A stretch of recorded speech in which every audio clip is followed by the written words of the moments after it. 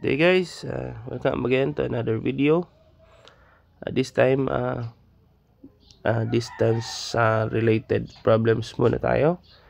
Okay, so two trains are traveling toward each other. So train A, toward. Okay, so toward, so meaning in the opposite direction sila sa kabilaan. Okay, maglalagpasan sila pero toward each other.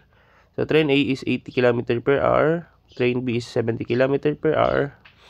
If they start 300 kilometers apart, so ang distance nila, okay, so ang distance daw nila is 300 kilometers apart. So this is the D distance.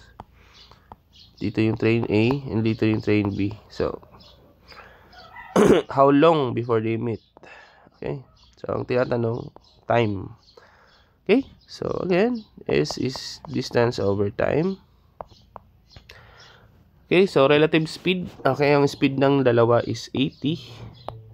Okay, yung relative, i-add nyo lang. Plus 70. This is 150 km per hour. So, distance, so speed is 150 kilometers per hour is equals to the D distance, which is 300. Okay, over time. Okay, so transpose mo lang yung T. So, may siyang 300 over 150. So, this is kilometer. This is kilometers per hour. To answer yung kilometer, yung tira is T. Time is 2 hours.